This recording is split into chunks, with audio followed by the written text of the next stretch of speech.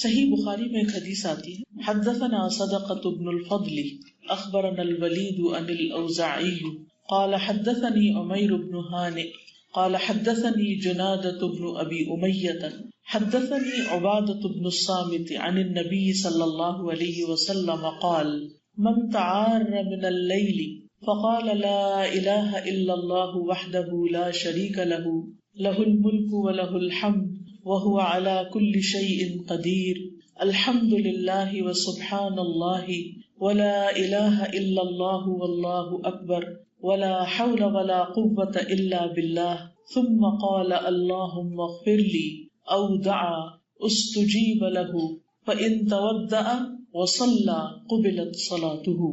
امام بخاری کہتے ہیں کہ ہم سے صدقہ بن فضل نے بیان کیا، وہ کہتے ہیں صدقہ کہتے ہیں، صدقہ نام ہے، ہمیں ولید نے خبر دی، ان کو اوزاعی نے کہا مجھے عمیر بن ہانی نے خبر دی، کہا مجھے جنادہ بن ابی امیہ نے خبر دی، انہوں نے کہا کہ مجھے عبادہ بن صامت رضی اللہ عنہ نے خبر دی، اور وہ خبر کیا ہے آگے بیان ہوگی۔ لیکن آپ دیکھ رہے ہیں کہ امام بخاری کی کتاب میں حدیث آنے سے پہلے یہ حدیث کتنے لوگوں کے توسط سے ان تک پہنچی اور پھر امام بخاری کی کتاب سے ہم تک پہنچی اور ہم اس سے فائدہ اٹھا رہے ہیں۔ یہ وہ تمام لوگ ہیں جنہوں نے اپنی زندگیاں علم حاصل کرنے میں لگا دی، سیکھنے اور سکھانے میں، اور بہت احتیاط اور ایمانداری کے ساتھ اللہ کے رسول صلی اللہ علیہ وسلم کی باتوں کو ہم تک پہنچایا۔ ہم سب ان کے بہت ممنون اور مشکور ہیں اور ان کے لیے دعا کرتے ہیں کہ اللہ تعالیٰ ان کی اس کوشش کو ان کے حق میں صدقہ جاریہ بنائے، اور ہمیں بھی ایسے کاموں کی توفیق دے کہ ہم دنیا سے چلے بھی جائیں، مر بھی جائیں تو ہمارے بعد بھی وہ علم جو ہم لوگوں تک پہنچائیں وہ آگے قیامت تک پہنچتا ہی چلا جائے، کیونکہ مرنے کے بعد اعمال نامہ تو بند ہو جاتا۔ تین چیزیں بعد میں بھی فائدہ دیتی ہیں، نیک اولاد جو دعا کرے، اور صدقہ جاریہ یعنی ایسی جگہوں پر مال خرچ کرنا کہ جس سے بعد میں لوگ فائدہ اٹھائیں اور ثواب آپ کو پہنچتا رہے، اور تیسرے علم ينتفع به، ایسا علم جس سے لوگ فائدہ اٹھائیں، فائدہ مند علم، نفع مند۔ یہ حدیث جو اس وقت آپ کو دی گئی ہے یہ آپ کے سامنے لکھی ہوئی ہے، اس کو آپ سامنے رکھ کر دیکھیے، اور پھر گھر جا کر آپ اس کارڈ کو کسی ایسی جگہ پر لگا دیں گے کہ جہاں اس کو پڑھ کر آپ اس کو یاد کر لیں گے اور اس کو پڑھنا نہیں بھولیں گے، کیونکہ بہت ہی کام کی چیز ہے۔ تو بہرحال حدیث ہے، عن النبی صلی اللہ علیہ وسلم قال، نبی صلی اللہ علیہ وسلم نے فرمایا، من تعار من اللیل، جس شخص کی رات کو آنکھ کھل گئی، اور ہم میں سے ہر شخص کے ساتھ یہ ایکسپیرینس ہوتا ہے کہ ہم ایک سائڈ پر سوتے ہیں اور جب ہماری نیند کا ایک سائیکل پورا ہو اور ہمارے وہ سائڈ ذرا تھک جاتی ہے تو خود بخود ہم دوسری طرف رخ پلٹتے ہیں، اور کچھ لوگ تو نیند میں ہی اپنی سائڈ بدل لیتے ہیں، لیکن کچھ لوگوں کی آنکھ کھل جاتی ہے اس وقت، اور خاص طور پر اگر عمر زیادہ ہو تو پھر تو رات کو ایک بار نہیں کئی بار آنکھ کھلتی ہے۔ تو جہاں اس میں تکلیف ہے، مشقت ہے، وہاں اس میں فائدے بھی بہت۔ بہرحال جب رات کو آنکھ کھلے اور وہ جاگ جائے، فقال، پھر کہے، لا الہ الا اللہ وحدہ لا شریک لہ لہ الملک ولہ الحمد وہو علی کل شیء قدیر الحمد للہ وسبحان اللہ ولا الہ الا اللہ واللہ اکبر ولا حول ولا قوة الا باللہ، یعنی یہ دعا پڑھ لے۔ ثم قال، اس دعا کے پڑھنے کے بعد کہے، اللہم اغفر لی، او دعا، یا کوئی اور دعا مانگے جو اس کے دل میں ہے، استجیب لہ، تو دعا قبول کر لی جاتی ہے اس کے، یعنی اس وقت اللہ سبحانہ تعالیٰ کی یہ تعریف بیان کر کے انسان بخشش کی دعا کرتا ہے یا پھر کچھ بھی اور مانگتا ہے تو اس کی دعا قبول ہو جاتی۔ فإن تودع، پھر اگر وہ وضو کر لے، وصلی، اور نماز پڑھ لے، قبلت صلاتہ، اس کی نماز قبول کر لی جاتی۔ ہم میں سے ہر شخص دعاؤں کا ہم دوسروں کی بھی منتیں کرتے رہتے ہیں، آپ ہمارے لیے دعا کریں۔ ہر شخص زندگی میں کسی نہ کسی مشکل کا شکار ہو، کبھی وہ مشکلات ہمارے اندر کی ہوتی، ذہنی پریشانی ہوتی، دل کی بے چینی، غم، فکر و فاقہ ہو، یا پھر کوئی جسمانی بیماری ہو، کبھی اولاد کی طرف سے کوئی پریشانی، کبھی رزق کی طرف سے، کبھی کسی اور چیز کی انسان کو پریشانی رہتی۔ ایسے میں انسان یہ چاہتا ہے کہ کوئی ہو جو اس کی مدد کرے، کوئی ہو جو اس کے کام آئے۔ کون کام آ سکتا ہے سوائے اللہ؟ وہی ہے جس کے قبضہ قدرت میں پوری کائنات کی بادشاہت۔ تبارک الذی بیدہ الملک وہو علی کل شیء قدیر، بہت بابرکت ہے وہ جس کے ہاتھ میں تمام کائنات کی بادشاہت، اور وہ ہر چیز پر قادر ہے، وہ سب کچھ کر سکتا ہے۔ تو انسان جب اس کے سامنے ہاتھ پھیلاتا ہے یا اس سے فریاد کرتا ہے یا اس سے دعا مانگتا ہے تو وہ دعا قبول کر لیتا ہے، اور خاص طور پر آدھی رات کو اگر آنکھ کھل رہی ہے اور آپ اللہ کا ذکر کرتے ہیں اور دعا مانگتے ہیں تو یہ ایک بہت ہی سنہرا موقع ہوتا ہے. اس وقت کو ضائع نہیں کرنا چاہیے. اور بعض لوگوں کے ساتھ تو یہ مشکل ہوتی ہے کہ وہ جب ان کی آنکھ کھل جائے تو دوبارہ آنکھ لگتی نہیں، کافی دیر تک سو نہیں پاتے، پریشانیاں، غم اور ہم ان کو گھیرے رکھتے ہیں. لیکن اس وقت ان کو یہ سمجھ نہیں آتا کہ اب ہم کریں کیا پڑھیں. نبی صلی اللہ علیہ وسلم نے ہمیں زندگی کے ہر موقع کے بارے میں بہترین رہنمائی دی. اب آپ دیکھیے کہ یہ رات کو آنکھ کا کھلنا اور رات کو انسان کا اندھیرے میں بے چین ہونا، یہ ایک قدرتی سی بات ہے اور ہر ایک کو کم و بیش کسی نہ کسی طرح اس کا ایکسپیرینس کرنا پڑتا ہے. سوچئے اللہ کے رسول صلی اللہ علیہ وسلم نے ہمیں اس وقت بھی تنہا نہیں چھوڑا اور اس وقت بھی بغیر تعلیم اور بغیر رہنمائی کے نہیں چھوڑا کہ ہم پریشان رہیں اور حیران رہیں اور فکر مند رہیں کہ اب ہم کریں کیا، ہمیں نیند نہیں آ رہی، اب کدھر جائیں، کیا ہو. نہیں، اس وقت بھی بتا دیا گیا کہ اب آپ یہ کریں. لیکن افسوس یہ کہ یہ سارے خزانے کتابوں میں موجود ہیں. یہ ایسا ہی ہے جیسے ہمارے گھر میں بڑے بڑے باکسز ہوں اور اس میں ہیرے جواہرات بھرے ہوئے ہوں اور ہم نے ان کو لاک کر کے بند کر کے بس سجا کے رکھا ہوا ہو. آج ہمارا حال یہی ہے کہ ہمارے گھروں میں یہ ساری کتابیں ہوتی، اکثر گھروں میں بخاری ہوتی اور بڑی خوبصورت چھپی ہوئی، اور پھر ہم اس کے ساتھ کیا کرتے ہیں کہ ڈرائنگ روم میں یا کہیں بھی اس کی ساری جلدوں کو خوبصورت طریقے سے سجا کے لگا دیتے اور اس کو پڑھتے نہیں. حل موجود ہے، رہنمائی موجود ہے، لیکن ہمیں علم نہ ہونے کی بنا پر ہم اس سے صحیح طور پر استفادہ نہیں کر سکتے. ہم الگ پریشان ہیں. یہ ایسے ہی ہے کہ جیسے کوئی بیمار ہو اور اس کے گھر میں دوا رکھی ہوئی ہو، لیکن لا علمی کی وجہ سے وہ اس دوا کو کھا نہ سکے اور تکلیف میں تڑپتا رہے، پریشان رہے، بے چین رہے. تو ہمیں اس پر اللہ سبحانہ وتعالیٰ کا شکر گزار ہونا چاہیے. ہمیں اس پر رسول اللہ صلی اللہ علیہ وسلم کا شکر گزار ہونا چاہیے. ہمیں اس پر امام بخاری کا شکر گزار ہونا چاہیے. ہمیں اس پر امام بخاری کے سارے استادوں کا شکر گزار ہونا چاہیے اور اس کے اوپر کے جتنے بھی لوگ ہیں ان ساری چینز میں کہ جنہوں نے ہم تک یہ علم پہنچایا. ہم میں سے ہر شخص کی یہ خواہش ہوتی ہے کہ اس کی دعا قبول ہو. ہر شخص یہ چاہتا ہے، ہر شخص یہ چاہتا ہے اس کی پریشانیاں دور ہوں، اس کے غم دور ہوں، ہر شخص یہ چاہتا ہے اس کی نمازیں قبول ہوں. لیکن ایک چھوٹا سا نسخہ، ایک چھوٹی سی چیز جو اتنے بڑے ثواب، اتنے بڑے اجر اور اتنی بڑی مشکلات اور بے شمار مشکلات کا حل ہے، اس سے ہم محروم ہیں. کیوں؟ تو آئیے اس کو دل و جان سے سیکھتے ہیں اور پھر اس کو عمل میں بھی لاتے ہیں انشاءاللہ تعالی. اب اس میں آپ دیکھیے کہ اس وقت آپ اس کو پڑھیے، میں بھی پڑھتی ہوں، اور کسی کے پاس اگر گھڑی ہے تو دیکھے کہ اس کو پڑھنے میں کتنی دیر لگی. اسٹاپ واچ آن کر لیجیے اور خود پڑھیے. ہر ایک اپنے اپنے اسٹاپ واچ سے پڑھ کے دیکھے اس کو کتنا ٹائم لگا، پھر مجھے بتائیے. یہاں سے آپ کو پڑھنا ہے، یہ جو کارڈ ہے نا بس اسی کو پڑھ لیجیے. لا الہ الا اللہ سے لا شریک لہ لہ الملک وله علی کل شیء قدیر الحمد للہ وسبحان اللہ ولا حول ولا قوة الا باللہ اللہم اغفر لی.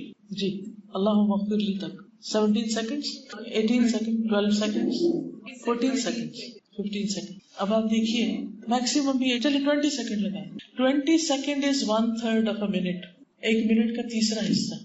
صرف چند سیکنڈ اپنے رب کو یاد کیجیے، اپنے رب کو پکاریے اور جو دل میں ہے مانگیے. اور یہ صحیح حدیث ہمیں بتا رہی ہے کہ دعا قبول کی جائے گی، آپ کی سنی جائے گی. کیا بہت مشکل؟ واقعی مشکل نہیں، ہرگز مشکل نہیں. بس مشکل ہے کہ ہم کر پائیں.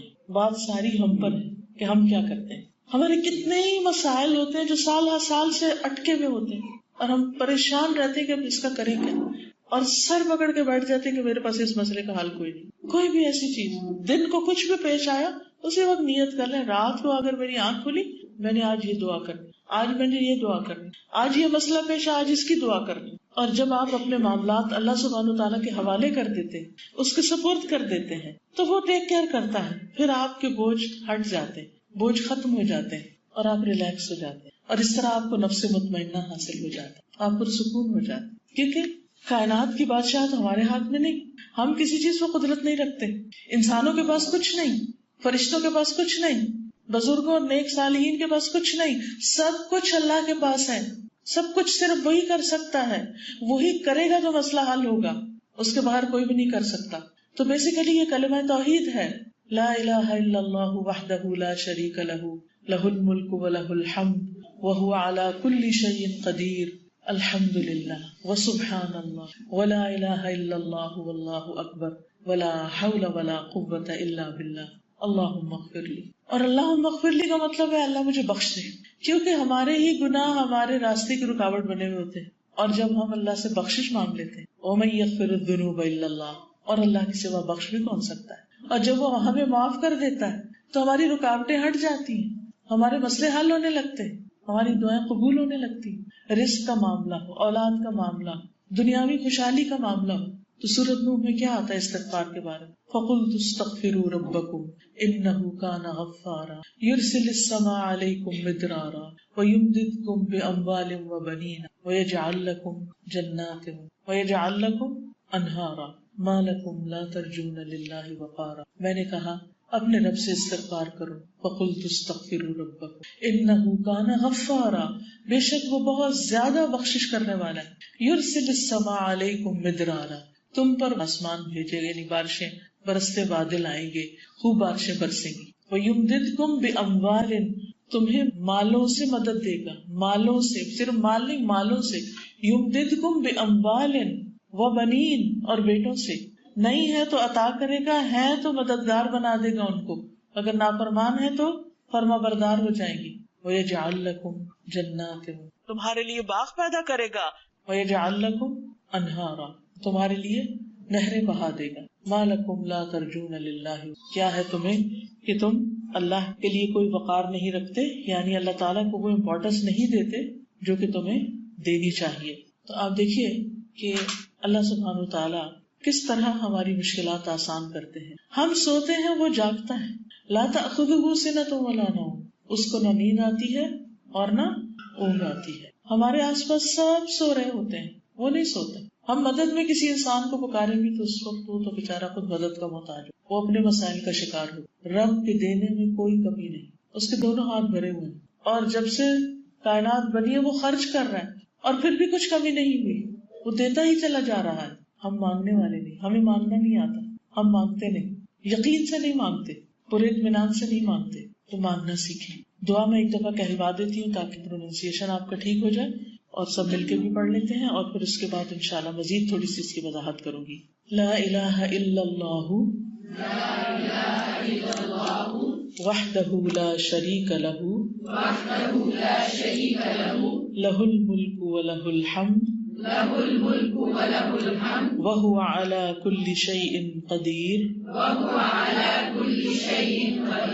الحمد لله وسبحان الله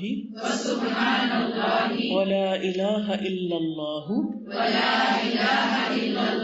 والله أكبر ولا حول ولا قوة إلا بالله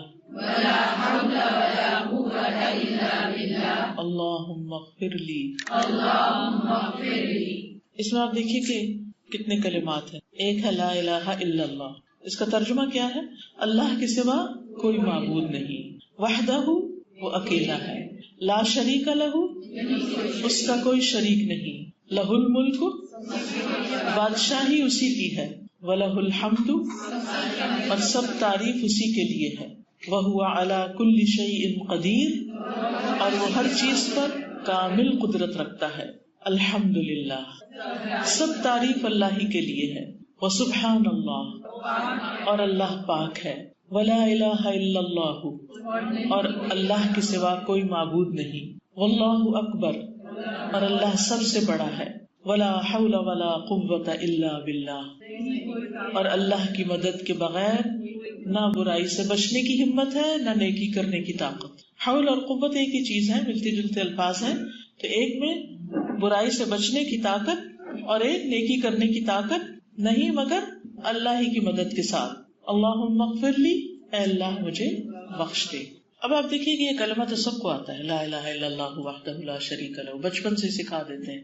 الحمدللہ بھی آتا ہے، سبحان اللہ بھی آتا ہے، ولا الہ الا اللہ بھی آتا ہے، واللہ اکبر بھی آتا ہے، ولا حول ولا قوت الا باللہ بھی آتا ہے. اللہم اغفر لی، سب کچھ تو آپ کو آتا ہے، مشکل تو ہے ہی نہیں کچھ، صرف ترتیب یاد رکھنی. کیونکہ عام طور پہ ہم سبحان اللہ والحمدللہ ولا الہ الا اللہ واللہ اکبر کہتے ہیں، یہاں الحمدللہ پہلے. تو جس طرح نبی صلی اللہ علیہ وسلم نے سکھایا ہے اسی طرح اس کو پڑھنے کی ضرورت ہے، اسی ترتیب کے ساتھ، پھر انشاءاللہ زیادہ فائدہ ہوگا. اس میں آپ دیکھیے کہ سب سے پہلے لا الہ الا اللہ، کہ اللہ کے سوا کوئی معبود حقیقی ہے ہی نہیں.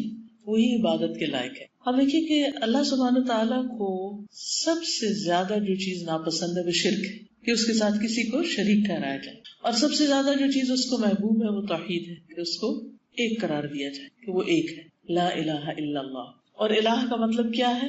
معبود برحق. کیا مطلب ہے؟ معبود برحق. معبود برحق کا مطلب کیا ہے؟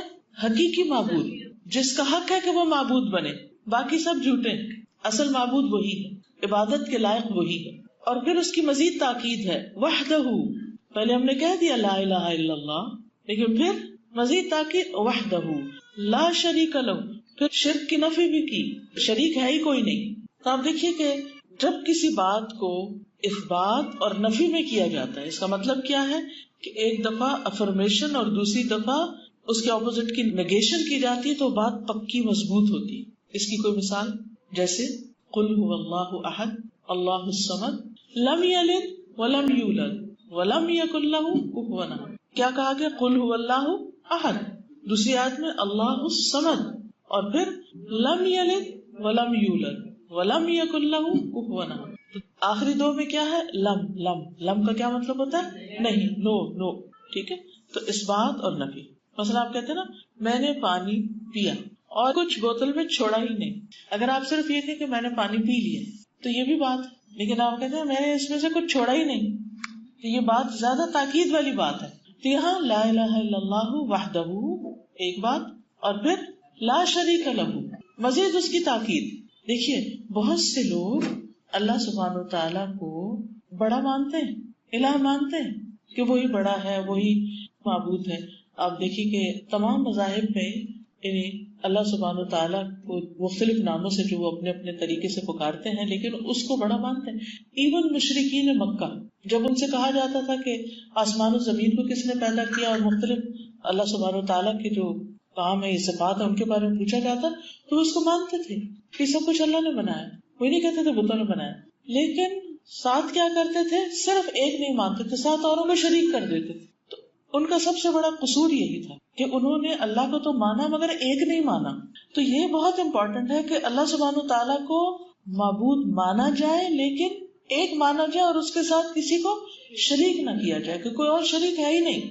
اچھا ہم زبان سے تو کہہ دیتے لا شریک لہ، لیکن عملی طور پر آپ دیکھیں کہ جب اللہ سبحانہ تعالیٰ کی کوئی بات ہمارے سامنے آتی تو پھر ہم کہتے ہیں ہاں اللہ کا حکم تو یہ ہے لیکن میرا دل یہ کہتا ہے، یا فلاں یہ کہتا ہے، یا لوگ یہ چاہتے ہیں. تو اللہ سبحانہ تعالیٰ از ابو ایوری تھنگ، اور اس کے ساتھ کسی اور کی بات، کسی اور کی امپورٹنس، کسی اور کی محبت، کسی کا خوف، کسی پہ توکل، کسی پہ بھروسہ، کسی کی عبادت، کسی کی نماز، کسی سے دعا، کسی کے لیے قربانی، کچھ بھی جائز نہیں. سب کچھ صرف اور صرف اسی ایک کے لیے، لا شریک لہ.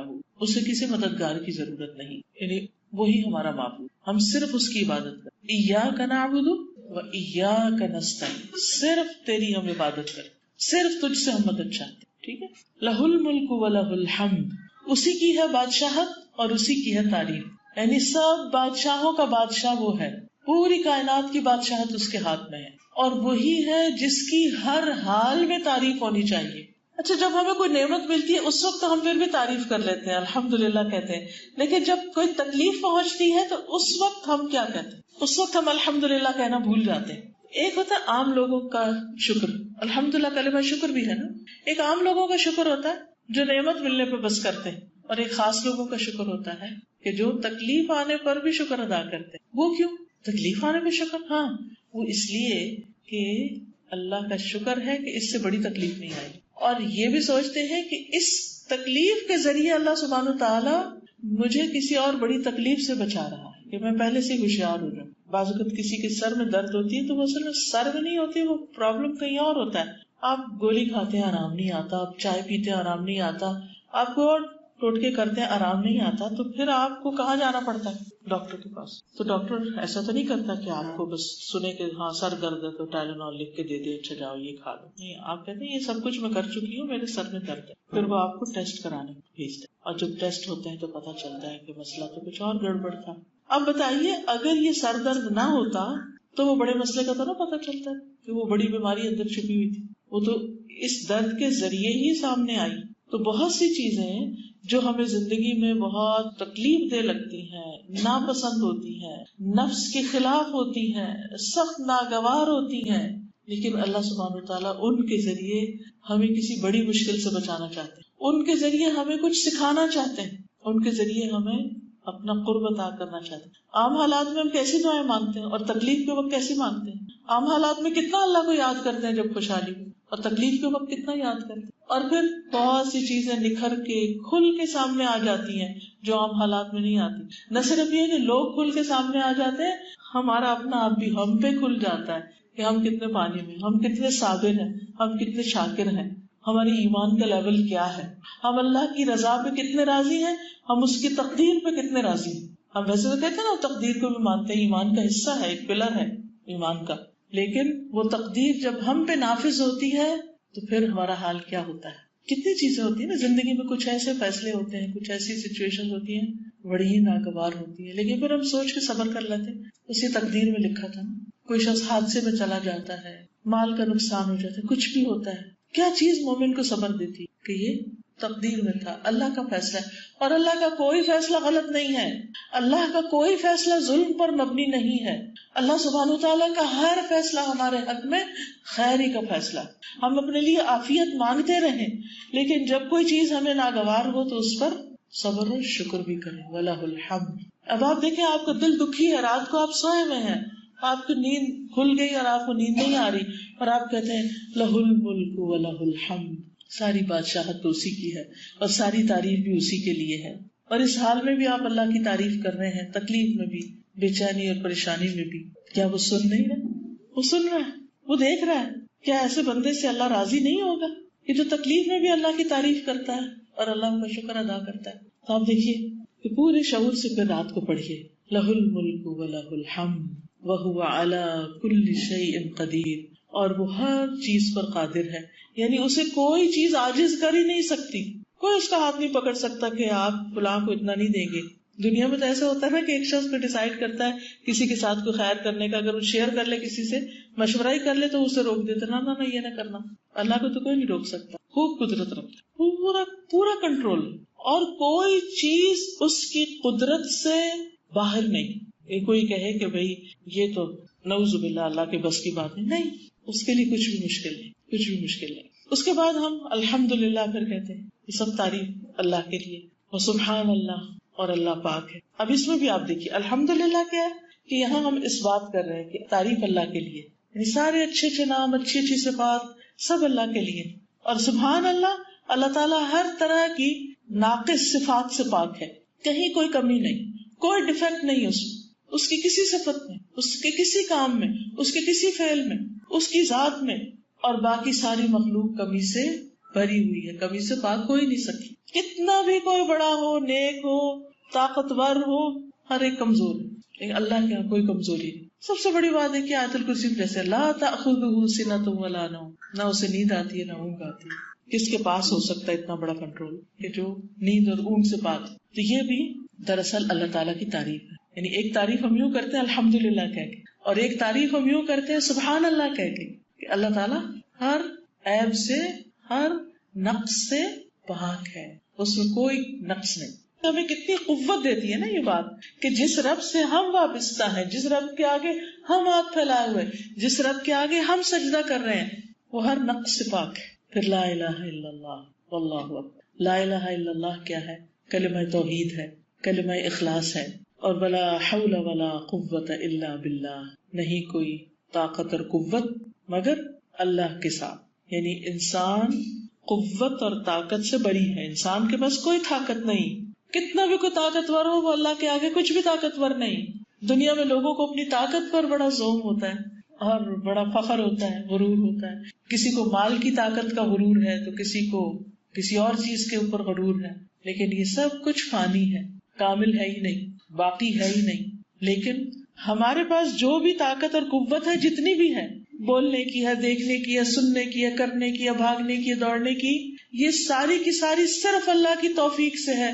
جس دن وہ یہ توفیق چھین لے، ہم ایک لفظ بھی نہیں بول سکتے، ہم سامنے پڑی چیز بھی نہیں دیکھ سکتے، ہم امپورٹنٹ سے امپورٹنٹ ضروری بات بھی نہیں سن سکتے، اور حق کو ہدایت کی بات اور قرآن کی سمجھ کی بات وہ تو ویسے نہیں آ سکتی جب تک اللہ توفیق نہ دے، جب تک وہ دل نہ کھولے، جب تک وہ پردے نہ ہٹائے.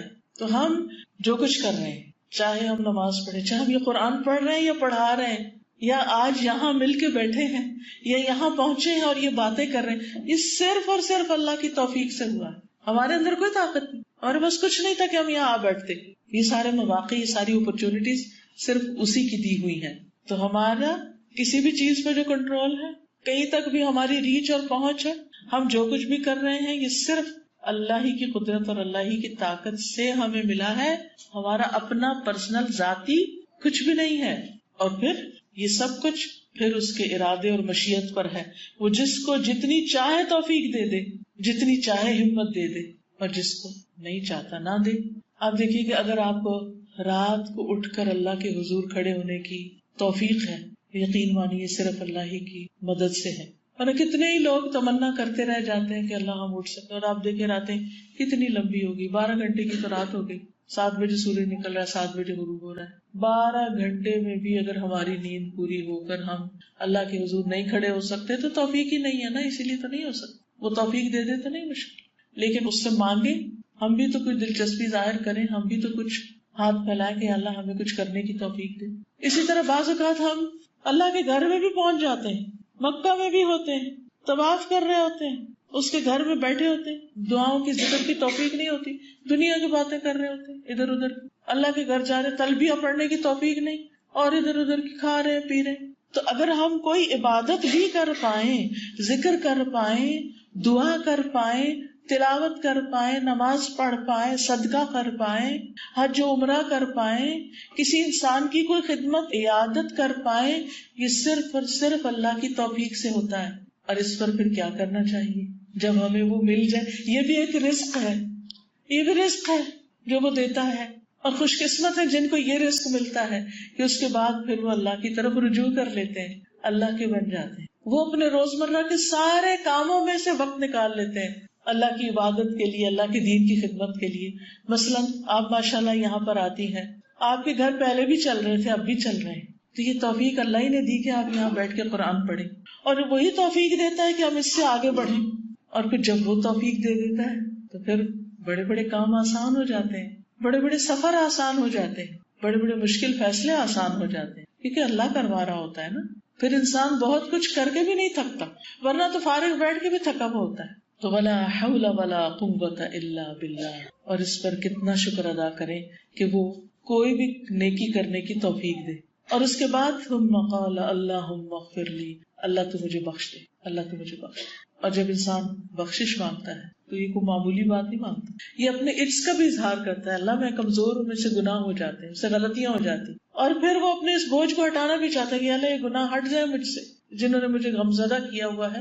کیونکہ ہوتا ہی ہے کہ جب ہم اللہ کی نافرمانی کرتے ہیں نا تو وہ چیزیں ہمارے دل میں کھٹک تو پیدا کرتی ہیں نا، وہ گلٹی کانشیس ہوتے ہیں، پھر ہم اس کو دباتے ہیں دسا، اور پھر اس کے بعد وہ اندر بھر جاتے ہیں اور پھر کسی نہ کسی شکل میں نکل آتے ہیں. اور ہم بھولے ہوئے ہوتے ہیں کہ روٹ کاز کیا ہے، جڑ کیا ہے، اس پریشانی، اس مشکل کی رکاوٹ کی جڑ کیا ہے، وہ ہم ہٹاتے نہیں.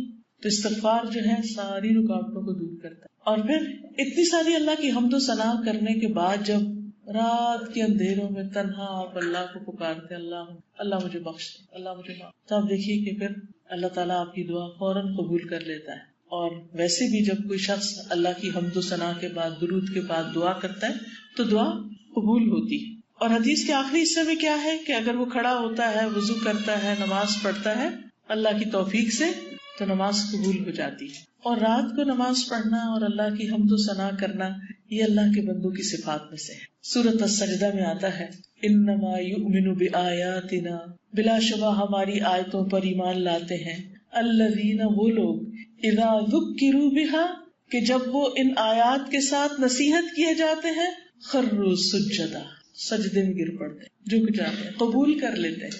وَسَبَّحُوا بِحَمْدِ رَبِّهِمْ، اور اپنے رب کی حمد کے ساتھ تسبیح کرتے ہیں. وَهُمْ لَا يَسْتَكْبِرُونَ، اور وہ تکبر نہیں کرتے، اکڑتے نہیں، انکار نہیں کرتے، مان جاتے ہیں آرام سے.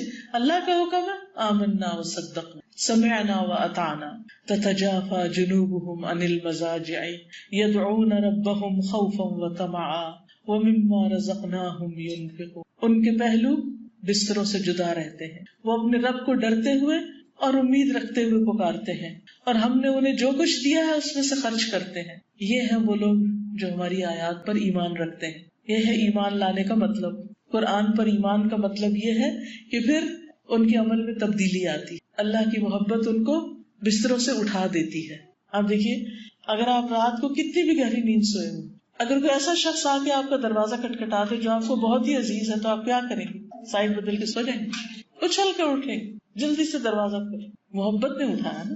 اور آپ جتنی بھی مائیں ہیں سب کو پتا ہے، بچہ چوں بھی کرے تو ماں اٹھ جاتی، کتنی جلدی اٹھتی، اور کس طرح اس کے دل سے وہ محبت جوش مار رہی ہوتی ہے. اور بچہ اگر چوں چوں کرے کچھ بھی تو اس کو پٹائی نہیں شروع کر دیتی کہ تو مجھے ڈسٹرب کرے، بلکہ اس کو سینے سے لگاتی، اس کو دودھ پلاتی ہے، اس کو تپکاتی ہے، اس کو چینج کرتی، کچھ بھی اس کے لیے کرنا پڑے. اور اگر اس کی طبیعت خراب ہو، کان میں درد ہو یا پیٹ میں درد ہو، تو وہ بستر سے بھی اٹھ کے باہر لے جاتی ہے، ٹہلا ٹہلا کے اس کو سلاتی ہے. ہم سب ان کیفیات سے گزرے ہیں، ہم سب یہ جانتے ہیں، یہ تجربے ہم سب نے کیے ہیں. محبت نے یہ ساری قربانیاں کروائی نا. اللہ کی محبت تو اس سے بڑی ہوتی. پھر اسی طرح اگر دن میں بہت کام ہے، مشقت والے کام ہے، رات کو بچے جگاتے ہیں، نہیں اٹھ سکتے، نہیں ابھی آپ تہجد پڑھ سکتے، تو ایک اور کام آپ کر سکتے ہیں، اور وہ یہ ہے کہ سوتے وقت وضو کر لیں، اللہ کا ذکر کر کے سوئیں.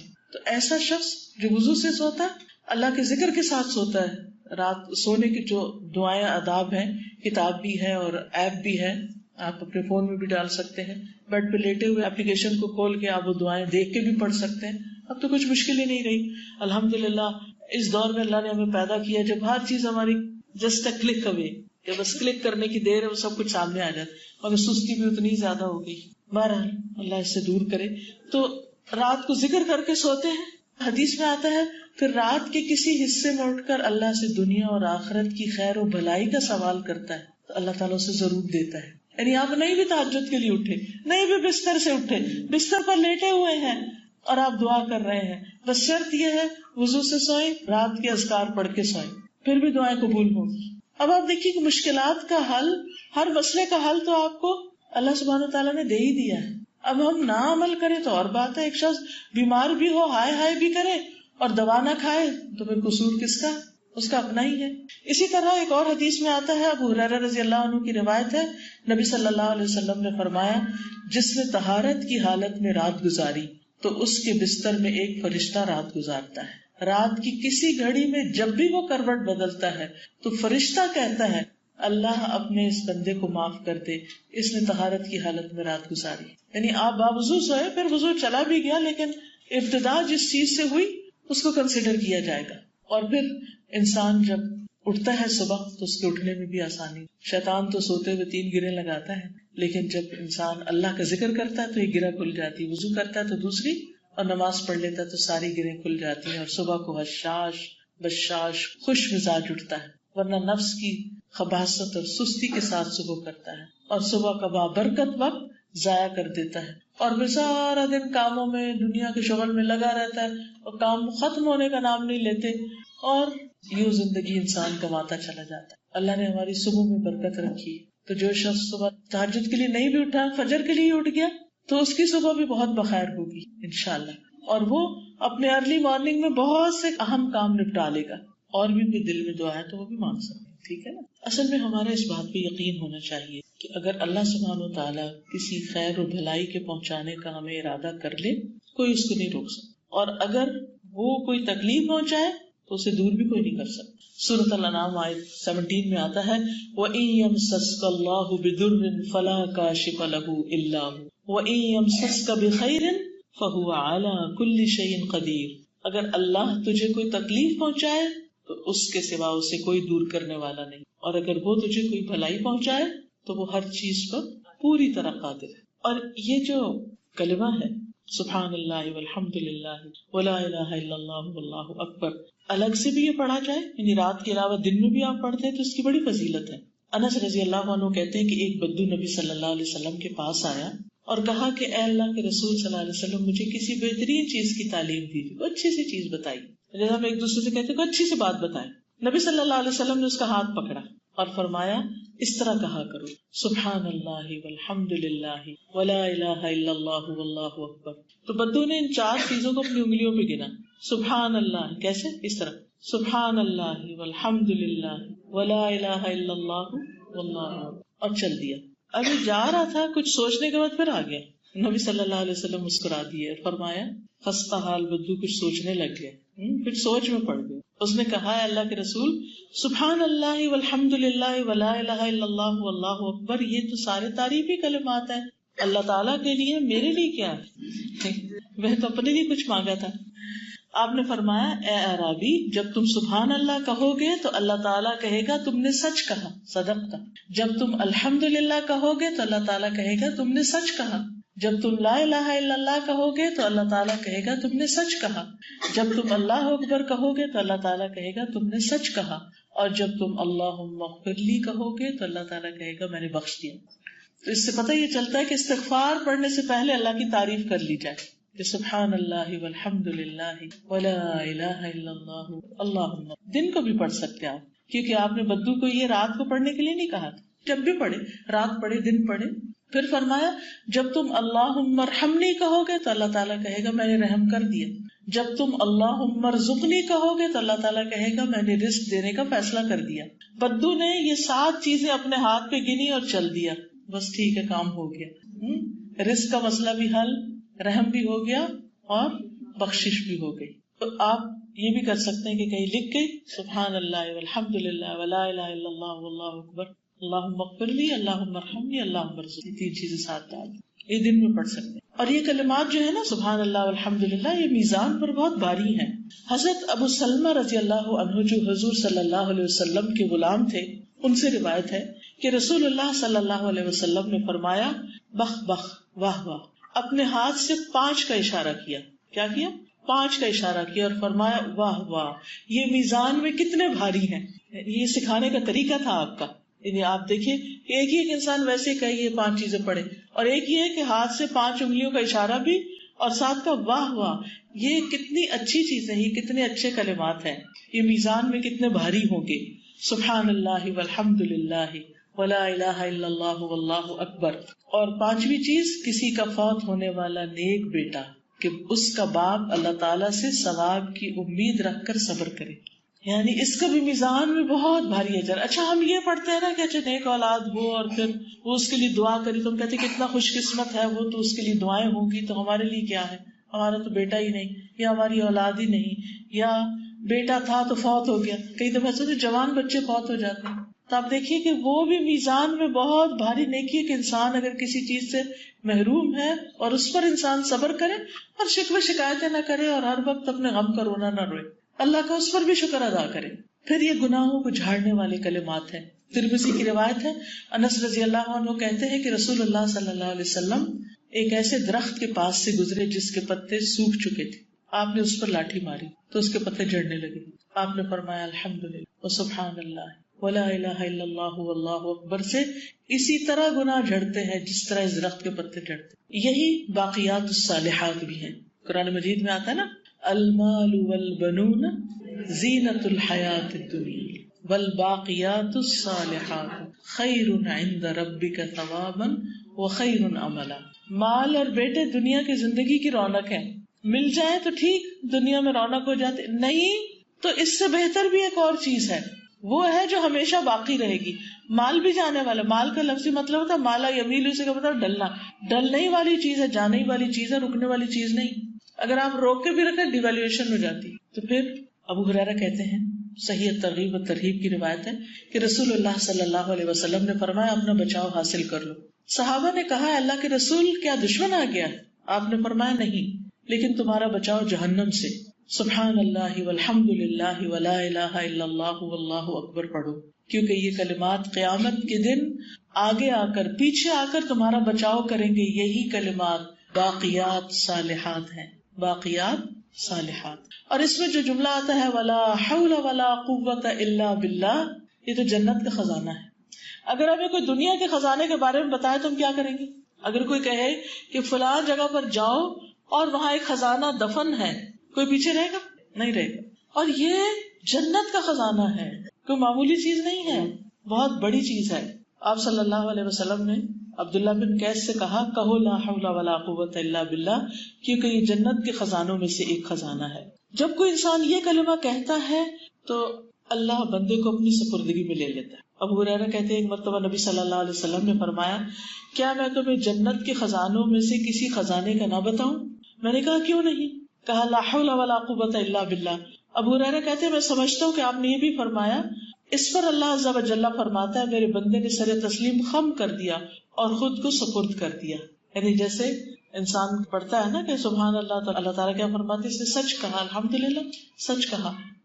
اور اللہ مغفر لی کہتا ہے تو اللہ بخش دیتا ہے کہ میں اس کو بخش دیا.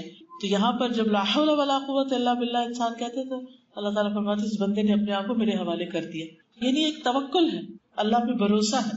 پھر اسی طرح یہ جنت کے دروازوں میں سے ایک دروازہ ہے. قیس بن سعد کہتے ہیں ایک مرتبہ ان کے والد نے نبی صلی اللہ علیہ وسلم کی خدمت کے لیے مجھے بھیجا. نبی صلی اللہ علیہ وسلم میرے پاس سے گزرے تو اس وقت میں نماز پڑھ چکا تھا. نبی صلی اللہ علیہ وسلم نے مجھے اپنے پاؤں کے ساتھ ٹھوکر ماری، یعنی ایسے کر کے ہلایا اور فرمایا کیا میں تمہیں جنت کے دروازوں میں سے ایک دروازے کا نہ بتاؤں؟ میں نے عرض کیا کیوں نہیں اے اللہ کے رسول؟ آپ نے فرمایا لا حول ولا قوت الا. اچھا اب دیکھیے کہ کیا ہم بھی لوگوں کو کوئی ایسی بات بتا دیتے ہیں جب وہ ہمارے پاس آتے ہیں کوئی ہماری ہیلپ کرنے کے لیے؟ وہ ایسا ہوتا ہے نا کوئی پارٹی ہو، شادی ہو، کوئی گھر شفٹنگ موونگ ہو رہی ہو تو ہم ایک دوسرے کی مدد کرتے ہیں، تو ہم اس کو عام طور پر یا شکریہ کے الفاظ سے کمپنسیٹ کرتے ہیں یا کبھی کوئی گفٹ ایک دوسرے کو دے دیتے ہیں یا پھر کوئی بھی طریقہ ہو سکتا ہے. لیکن اس موقع پر آپ کیا کر سکتے ہیں؟ یہ جو دعا کے کارڈ آپ کو ملے نا یہ گھر میں رکھا کریں، کیونکہ زبانی ہمیں بتانا نہیں آتا بعض اوقات. گھر میں رکھے ہوئے کوئی آیا اچانک تو آپ اس کا شکریہ ادا کرنے کے ساتھ ساتھ یہ میری طرف سے گفٹ ہے، آپ اس دعا کو پڑھیں، آپ کو بہت فائدہ ہوگا، آپ کے سارے مسائل کا حل ہے یہ. لیکن ہم اس میں بخل کر جاتے ہیں خیر کی بات دینے میں، بتانے میں، پہنچانے میں. حالانکہ ہو سکتا ہے کہ جب وہ آپ کا دیا ہوا پڑھے تو اللہ تعالیٰ اس کے اس صدقے کی وجہ سے یا اس شکرانے کی وجہ سے آپ کی بھی دعائیں قبول کرے. تو چھوٹے بڑے کارڈ مختلف سائز کے گھر میں رکھا کر، اور رکھے ایسی جگہ جو دروازے کے قریب ہو، جب کوئی جا رہا ہو تو یاد آ جائے. اس میں آپ صلی اللہ علیہ وسلم کی سنت کیا بتاتی ہے ہمیں کہ وہ بچہ آیا آپ کی ہیلپ کرنے کے لیے اور آپ نے اس کو ایک اچھی بات سکھا کے جنت کا دروازہ دکھا رہا ہوں. اسی طرح یہ جنت کے پودے لگانے والا کلمہ بھی ہے. ابن عمر کہتے ہیں رسول اللہ صلی اللہ علیہ وسلم نے فرمایا کثرت سے جنت کے پودے لگاؤ، بے شک اس کا پانی میٹھا، اس کی مٹی پاک، بس اس کے پودوں کو کثرت سے لگاؤ. انہوں نے کہا یا رسول اللہ صلی اللہ علیہ وسلم اس کے پودے کیا ہیں؟ فرمایا ماشاء اللہ لا قوت الا باللہ.